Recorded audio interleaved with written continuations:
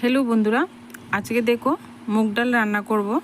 तो बंधुरा मुग डाल साधारणत आमरा किन्तु सबाई रान्ना करते पारी, किन्तु मुग डालटा किभाबे बाड़ीते एकदम सामान्य उपकरण दिए खूब टेस्टी करे रान्नाटा करे खाबेन। आपनारा भिडियोटा देखुन आमी किभाबे रान्नाटा करछि। तो मुग डालटा किभाबे रान्ना करले खूब भालो लागे खेते। प्रथमे चुलाय एकटा कड़ाई बसिए दिए एखाने आमी 150 ग्राम मुग डाल निয়েছি। मुग डालटाके प्रथमे एकटु शुकनो कड़ाईते भेजे नेब যেন মুগ ডালটা পুড়ে না যায় এই দিকে খেয়াল রেখে কিন্তু মুগ ডালটা ভেজে নিতে হবে। পুড়া লেগে গেলে কিন্তু মুগ ডালের সেন্টটা অন্যরকম হয়ে যাবে। তো একটু লাল লাল হয়ে আসবে এরকম রেখে কিন্তু পরিমাণ মতো জল দিয়ে দেব। তো দেখো মুগ ডালটা কিন্তু আস্তে আস্তে নাড়াচাড়া করতে করতে সুন্দর কিন্তু ঝরঝরে হয়ে ভাজা ভাজা হয়ে আসছে। তো একেবারে একদম যেন লাল না হয়ে যায়, তো একটু ভাজা হয়ে গেলেই এখানে জল দিয়ে দেবো পরিমাণ মতো। আপনারা কিন্তু জলটা চেঞ্জ করে আবার জল দিতে পারেন। তো আমি কিন্তু এখানে আর জলটা চেঞ্জ করছি না। তো এখানে উপর থেকে যে বলকটা আসবে বলকটা ফেনাটা সুন্দর করে আমি ফেলে দেব, তাহলে কিন্তু ডালটা পরিষ্কার হয়ে যাবে। তো একটু ঢাকনা দিয়ে ঢেকে রাখার পরেই কিন্তু এই ফেনাটা এসছে। তো এবার কিন্তু ফেনাটা তুলে ফেলে দেব। তো দেখুন এভাবে ফেনাটা যদি আমরা তুলে ফেলে দিই তাহলে কিন্তু ডালটা খুব সুন্দর পরিষ্কার পরিচ্ছন্ন হয়ে যাবে।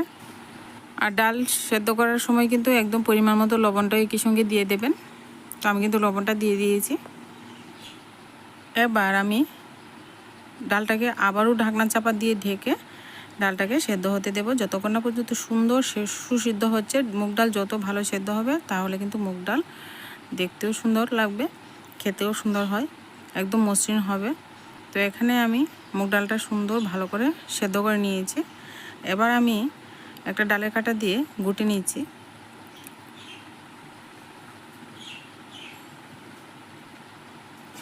ডালটা ভালো করে গোটা দেওয়া হয়ে গেছে। এখানে আমি পরিমাণ মতো হলুদ গুঁড়ো দিয়ে দেব,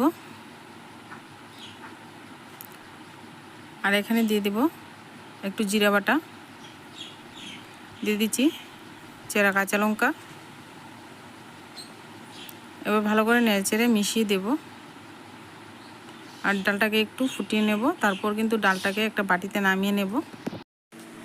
ডালটাকে নামিয়ে নিয়ে ওই একই কড়াই কিন্তু চুলায় বসিয়ে দিলাম। আর এবার পরিমাণ মতো সরষের তেল দিয়ে ফোড়ন দিয়ে দেব। তেলটা গরম হয়ে গেছে, দুটো শুকনো লঙ্কা ফোড়নে দিলাম, একটু এলাচ দারচিনি দিলাম। এখানে যদি হাতের কাছে আপনাদের তেজপাতা থাকে অবশ্যই দেবেন বন্ধুরা। হাতের কাছে আমার তেজপাতাটা নেই তাই দিলাম না। জিরা দিয়ে দিলাম হাফ চামচ। জিরেটা ভালো করে ভাজা করে নিচ্ছি। জিরে ভাজা হয়ে গেলে এখানে আদা বাটা দিয়ে দেব হাফ চামচ। আদা বাটাটা সুন্দর করে কিন্তু ভাজতে হবে যতক্ষণ না পর্যন্ত কাঁচা গন্ধটা চলে যায়। দেখুন ভাজতে ভাজতে সুন্দর ভাজা হয়ে গেছে। এবার ডালটা দিয়ে দেব। ডালটা দিয়ে সুন্দর করে কিন্তু নাড়াচাড়া করে দেব। আর ডালটা দেখুন কতটা সুন্দর একটা কালার এসছে। তো এই ডালের সঙ্গে যদি একটু কুচি করে আলু ভাজি থাকে তাহলে তো আর কোনো কথাই নেই। অল্প একটু চিনি দিয়ে দিয়েছি।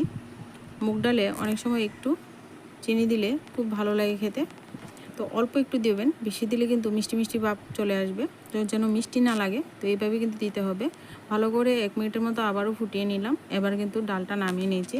যে বাটিতে আমি ডালটা আগে ঢেলেছিলাম ওই বাটিতেই ঢেলে নিচ্ছি। তো দেখো বন্ধুরা কতটা লোভনীয় হয়েছে। তো আজকে যদি এই ডাল রান্নাটা একদম সিম্পল ডাল রান্নাটা ভালো লাগলে প্লিজ লাইক করবেন, কমেন্ট করবেন, আর আমার ছোট্ট চ্যানেলটিকে সাপোর্ট করে এগিয়ে নিয়ে যাবেন বন্ধুরা। নতুন বন্ধু হয়ে থাকলে চ্যানেলটিকে সাবস্ক্রাইব করে রাখবেন। আজকে ভিডিওটা এই পর্যন্তই।